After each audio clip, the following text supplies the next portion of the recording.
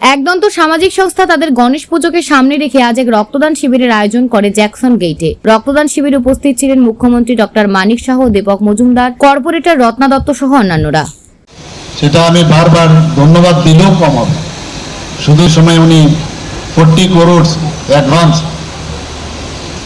RD যে আমাদের এনডিআরএফের এবং এই সংস্থা থেকে যেভাবে উনি আমাদের সাহায্য করেছেন, সত্যি ওনাকে আমি ধন্যবাদ দিতে চাই বারবার। পরবর্তী সময়ে ওনার সাথে আমার কথা হয়েছে এবং বলছে যে আমাদের ইতিমধ্যেই আমাদের সেন্ট্রাল টিম এখানে আসবে এবং তিনি সেটা পাঠিয়েছেন। গতকাল সেন্ট্রাল টিম এখান থেকে চলে গেছেন, ওনাদের সাথে আমার বিস্তারিত আলোচনা হয়েছে। আমাদের এসডিআরএফ টিম থেকে আরম্ভ করে এখানে ভলেন্টিয়ার্স এবং আপদা মিত্র সবাই মিলে কিন্তু আমরা কাজ করেছি। আমার সবচেয়ে খুশি এই কারণে, যেভাবে সাধারণ মানুষ, সমস্ত মানুষ, সব সম্প্রদায়ের মানুষ যেভাবে এগিয়ে এসছে, এরকম একটা দুর্যোগ থেকে কিভাবে আমরা বেরিয়ে আসি, সত্যি সেটা আমরা আগে কোনোদিন দেখিনি। যেখানে যায় মানুষ সাহায্যের হাত বাড়িয়ে দিচ্ছে। মুখ্যমন্ত্রীর ত্রাণ তহবিলে ওনারা যার যার ক্ষমতা অনুসারে ত্রাণ দেওয়ার ব্যবস্থা করছেন। বিভিন্ন সামাজিক সংগঠন বিভিন্ন জায়গায় যাচ্ছেন, ফুড থেকে আরম্ভ করে বিভিন্নভাবে ওরা সাহায্য করছে।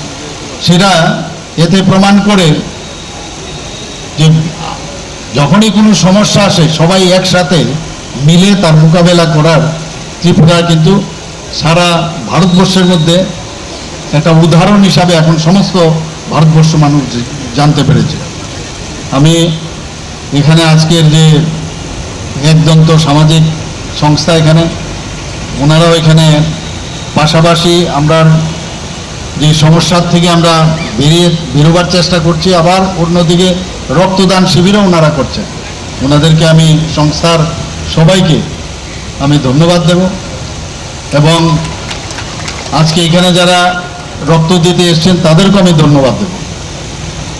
এবং এই রক্তদানের মাধ্যমে যারা এখনো রক্তদানের সুস্বাস্থ্যের অধিকারী, তারপরেও যারা রক্ত দিতে এখনো কনফিউশন আছেন, তাদের আমি আশা করি যে উদ্বুদ্ধ করবে।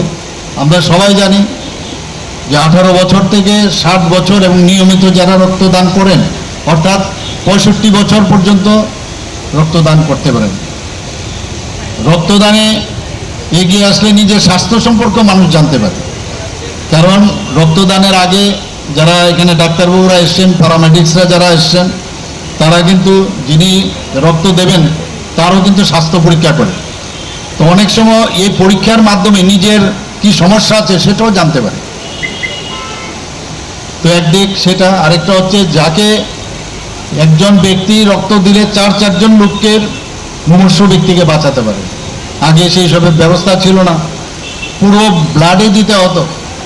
এখন যদি কারোর আরবিসির দরকার সেটা আলাদা করা যায়, প্লেটলেটস দরকার আলাদা করা যায়, প্লাজমা সেটাও আলাদা করা যায়, ডাব্লিউবিসি আলাদা করা যায়। অর্থাৎ যখন যে জিনিসটা দরকার সেটাকে সেপারেট করে হোল ব্লাড দেওয়ার দরকার পড়ে না। আমরা জানি যে আমাদের মাত্র 4টা ব্লাড গ্রুপ আছে, কিন্তু প্রকৃত অর্থে আমাদের 8টা গ্রুপ আছে। আমাদের সমস্ত মানুষের মধ্যে 8টা গ্রুপ। আমরা জানি negative, positive, RH negative, RH positive. তো সেই দিকে আমরা চিন্তা করলে আমাদের 4 গ্রুপকে যদি আমরা ডাবল করি তাহলে আমাদের হয় 8টা গ্রুপ। তো নেগেটিভ ব্লাডের গ্রুপের সংখ্যা কিন্তু খুব কম। সমাজে মানুষের যদি পার্সেন্টেজ দেখা যায়, মাইনাস যে নেগেটিভ ব্লাড সেটা কিন্তু অনেক কম, মানে 15% টোটাল পপুলেশন 15% নেগেটিভ ব্লাড। তো ব্লাড ব্যাংকে যদি ব্লাড থাকে, মজুদ থাকে, আবার বেশি রক্ত যদি থাকে তাহলে মুশকিল আবার, কারণ ব্লাডও বেশি দিন রাখা যায় না।